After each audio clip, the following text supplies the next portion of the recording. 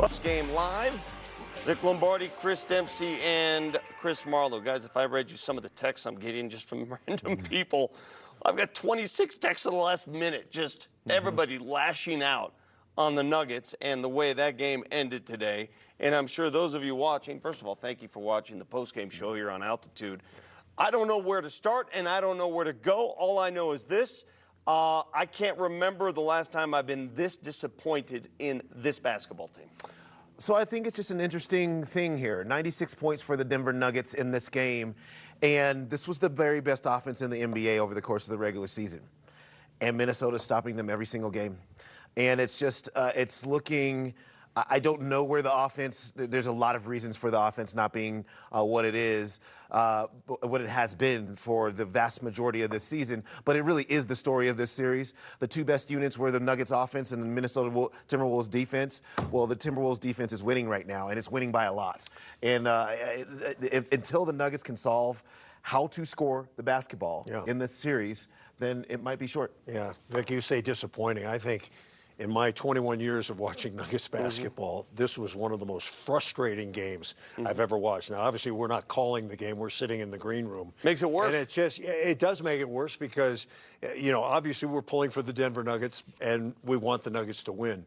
But the energy and the execution and the plays they could have had back and the missed easy shots and the layups, it was all just too much. And you have to give Minnesota credit. They played great. Iyo Dosunmu was fantastic. But that was a game the Nuggets could have won. Yeah. I mean, they got two guys go out that are injured, but they just ramped it up. And when they ramped it up, the Nuggets couldn't hang. Yeah. As you're watching that game unfold, and we'll get to the highlights here in a moment, you're seeing two key players, Anthony Edwards and Dante DiVincenzo, go out with what looked to be devastating injuries. One is for sure. Can't help but think, wow, this series is going to take a turn. It never turned.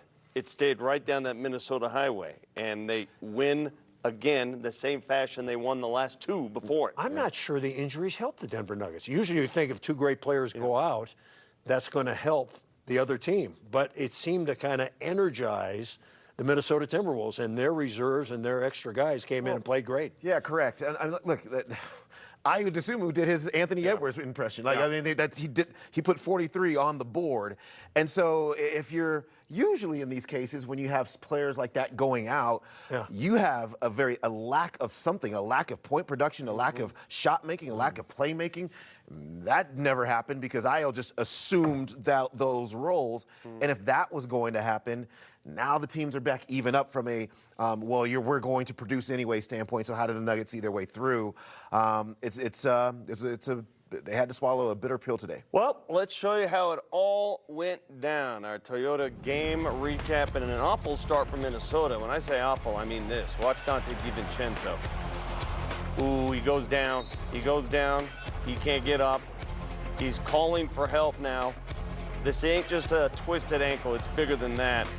And when we saw the replay, we knew exactly what it was. They confirmed it later, guys. Torn Achilles from their starting two guard. Just done 90 seconds into this game. And he had played so well, too, for them. So well. Shocking to see. 90 seconds in, he's gone, and Joker says, okay, I'm going to do something tonight. First shot of the game in Rudy's grill. A little later, Joker relentless on the boards. Tip drill. He had 10 points in the first quarter, but then they stopped going inside. Yeah, he was very aggressive. They looked for him. Look, he needed more help, but this was a really nice play that they run kind of a lot there. Tim Hardaway, 2 of his 10 points. Nuggets playing some defense. AG playing with that calf injury. Still blocks Anthony Edwards, gets it the other way for a Jamal layup. Again, the defense, even from a one-legged Aaron Gordon. Then watch this. Rudy thinks he has a dunk. Oh, no, you don't. Jamal Murray said no. That was a great play. That was a great block. Leads to another easy Denver bucket, and the Nuggets are suddenly up. They keep coming. Cam Johnson finishes the play, but watch what happens to Anthony Edwards there. Comes down and hyperextends the left knee, would leave and not return. Lucky for Minnesota, they have Iyo Dosunmu. He carried them in this game. 16 in the first half. Nuggets with a 4-point lead at the half. Let's go to the third quarter. Minnesota -2 starters, but they still have Iyo. Iyo was just killing them all night long. Didn't miss a three, did he? Then the Nuggets get sloppy. He was 5 of 5 from 3. The sloppiness, my goodness. 1 turnover in the first half, and then 7, 8 of them in the second half. Turnover after turnover. They go up by 4. Here's another turnover. Yeah, the trap on the ball screen right there. They're able to get it obviously away from Jamal Murray, and Dosunmu cashes it in. Minnesota built a 13-point lead. The Nuggets would cut it to 7 at one point, but Iyo says, nah, he had 43 points. I just, at the end of the game here, guys. Yeah. So Jaden McDaniels takes a concession bucket. Usually you don't shoot with the clock winding down. Joker didn't like it. Joker likes to play by the rules, the gentleman's rules there. He gets right in his face, and benches get a little ornery. Joker ejected from the game along with Julius Randle. So the most energy that the Nuggets displayed happened there in the final seconds of the game. Yeah, you know, look, it's been a frustrating situation for everybody involved. And, you know, one of the biggest agitators in this series has been Jaden McDaniels. And there was no doubt in my mind when I saw them throw that down to him. I knew he was going to take a shot at the end. What I didn't know is how upset that would make Nikola Jokic. But I think it's a bubbling over of McDaniels talking smack. The Nuggets can't perform. And then you have this little incident that is, you know, this unwritten rules of basketball. They're happening, and Jokic took it. Yeah, I don't like the unwritten rules of any sport. I'm sorry. I'm on the other side of this. I think it was inappropriate of Nikola Jokic to go after McDaniels. You're going to run 60 feet in a game. You're getting humbled. I don't know. I just don't think he should do it. I don't think it was a good look. I know there are unwritten rules, but I'm not for them. I don't care about that. McDaniels was the same guy at Game 7 2 years ago who tried that fancy dunk. Yeah, but this was just a long pass. He laid it up and in. Maybe they're tired of Jaden McDaniels. Yeah, I think that's. So what's the consequence? You're going to get thrown out of the game. You might be suspended. Marlo, down there. Marlo, you've seen enough basketball games. The game was won. You don't shoot that basket. Who says? Who says? Vic Lombardi? How many times? Chris Dempsey? How long have you watched basketball? For 50 years. So what happens at the end of games like that? Sometimes they dribble it out. Some guy goes in, gets a dunk. Some guys make a layup. And they go in and get a dunk. What happens then?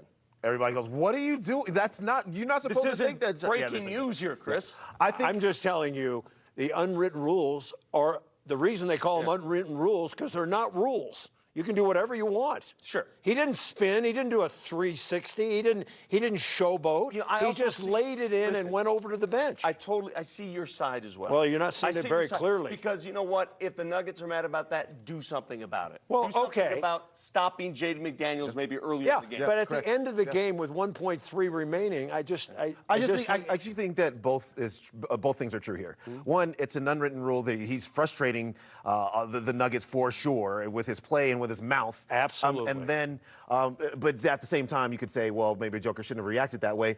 All these things I think in the same bucket are actually true here. So if it had been Mike Conley doing that, he would never do it. He would never do it. Say he did. Would you be okay with that? First of all, or not? You know as well as I do. Mike Conley would never take that shot. Yeah. Okay. You know what? Mike Conley plays with professionals in class. How about if Naz Reid do that? Was it just because it was McDaniels?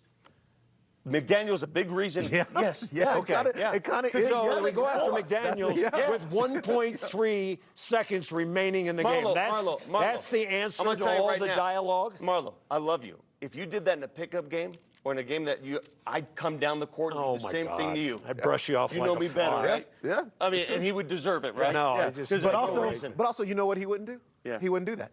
He wouldn't do it because he knows. Because he knows. No, I'd be winning because It doesn't matter. The Nuggets are down. They're facing elimination. It's going to require a massive, massive rally to win this series. They're down 3-1 when we come back.